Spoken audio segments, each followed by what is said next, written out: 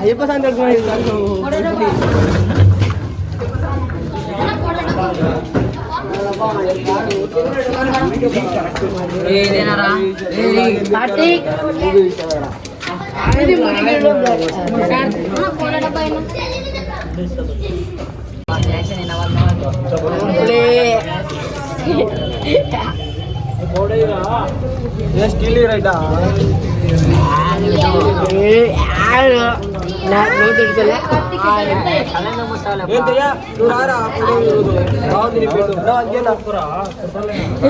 వాడు చేసేదానికంటే తినడం ఎక్కువ ఉంది.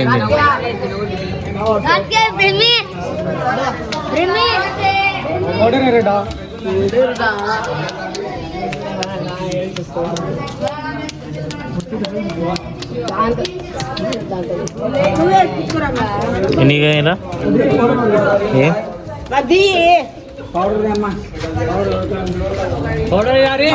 అంటే మాట్లాడాలి ఏమైనా మాట్లాడతావు. నువ్వు ఇస్తున్నా ఏమిస్తున్నావు? మనిషాసుడు లాస్టా? మళ్ళీ మేకప్ ఏది ఇప్పుడు మళ్ళా 6 ప్యాక్ ఉన్నాయి ఏమైనా?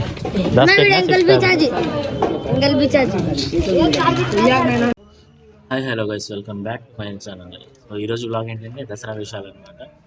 సో మా గుడిపేట గడ్డ టీం మొత్తం కూడా దసరా వేషాల కోసం ప్రిపేర్ అవుతాం, మేకప్ చేసుకుంటాం. సో అసలు నంద్యాల అంటేనే దసరా వేషాలు అనమాట. సో కొన్ని దశాబ్దాల కాలం నుంచి నంద్యాలలో ఈ దసరా వేషాలు వేస్తూ వచ్చారు. లాస్ట్ ఒక 5 years బ్యాక్ కూడా మొత్తానికి కనుమరుగయ్యే ప్రమాదంలో ఉండేది. అలాంటిది మళ్ళా ఇప్పుడు చాలామంది ఇంట్రెస్ట్ చూపించి మరి ఈ దసరా వేషాలు వేయడానికి ముందుకు వస్తున్నారు అన్నమాట. సో దసరా వేషాల్లో మనం చూసినట్లయితే దాదాపు మొత్తం 8 ఘట్టాలు ఉంటాయి. సో రాక్షసుల్ని సంహరించడం అనమాట. అది ఒక్కొక్కటి మనము చూద్దాం అనమాట. అయితే ముందుగా వచ్చేసి మొదటి ఘట్టం వచ్చేసి మహిషాసుర మర్దిని అనమాట. పూర్వము రంభుడు అనే ఒక రాక్షసుడు ఉండేవాడు. ఆ రాక్షసుడికి మరియు ఒక గేదెకి పుట్టిన రాక్షసుడే మహిషాసురుడు అనమాట. సో తను వచ్చేసి ఎలాంటి వరం తీసుకున్నాడంటే ఎటువంటి మగవాళ్ళతో తనకు చావు రాకూడదని చెప్పేసి వరం తీసుకున్నాడు. కావున ఆ తల్లి శక్తి స్వరూపిణి మహిషాసుని సంహరించిందనమాట. మొదటి ఘట్టంలో వచ్చేసి మనము ఇదే చూస్తామన్నమాట. మరి మనకు రెండవ ఘట్టం వచ్చేసి చండాముండ శుంభుడు నిశుంభుడు అనమాట. ఈ చండాముండ వచ్చేసి శుంభుడు నిశుంభుడు యొక్క అసిస్టెంట్లు అని చెప్పుకోవచ్చు.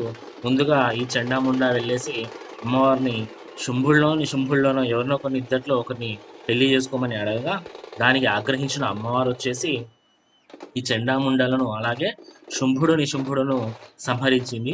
ఈ చండాముండను సంహరించిన కారణం వల్ల అమ్మవారిని చండీ స్వరూపంగా మనం కొలుస్తాం అనమాట. మనకు రెండవ ఘట్టంలో దీనికి సంబంధించిన ఆటను చూడొచ్చు, లేదంటే నృత్యాన్ని గమనించవచ్చు మనం ఇక్కడ.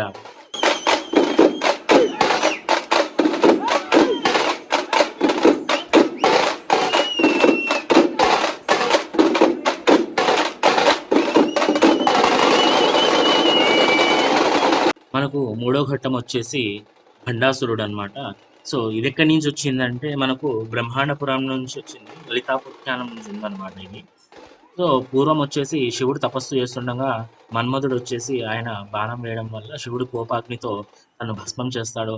ఆ భస్మం చేసిన బూడిద నుంచి మనకు భండాసురుడు అనే రాక్షసుడు పుట్టుకొని వస్తాడనమాట. ఈ మనకు మూడో ఘట్టంలో వచ్చేసి భండాసురుడి వధ ఉంటుంది. మనం చూసినట్లయితే ఇక్కడ రాక్షసుడు ముందు రాక్షసుడు ఉన్నాడు చూడండి. ఆ చిన్న రాక్షసుడు వచ్చేసి భండపుత్రులు అనమాట. దాదాపు మనకు ఈ పురాణంలో చూసుకున్నట్లయితే 30 పుత్రులు ఉన్నట్టు, అంటే 30 కుమారులు ఉన్నట్టు. ఆ 30 కుమారులను కూడా బాలా త్రిపుర సుందరి మనకు సంహరించిందనమాట. మనకు లలితా సహస్రనామంలో ఒక శ్లోకం ఉందన్నమాట.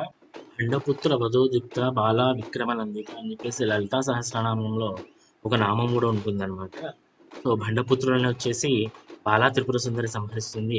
ఆ తర్వాత భండాసురుని వచ్చేసి లలితా త్రిపుర సుందరి సంహరిస్తుంది అనమాట.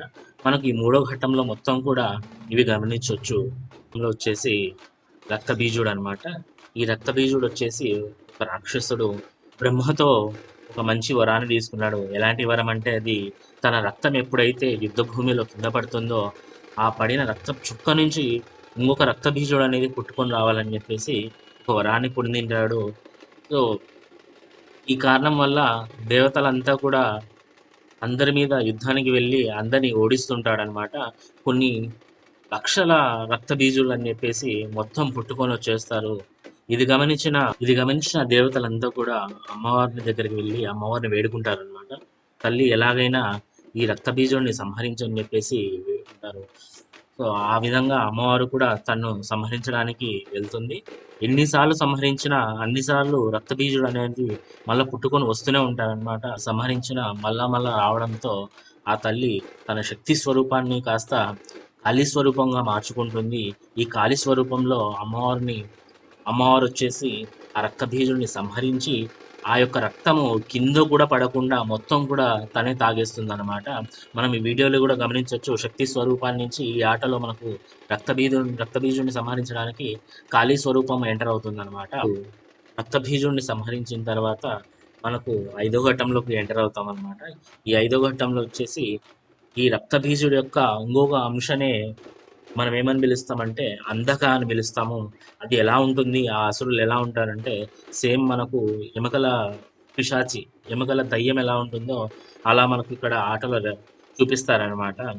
ఈ అంధకుడు తర్వాత ఆ పరివార రాక్షసులంతా కూడా ఆ కాళీ స్వరూపం సంహరిస్తుందనమాట.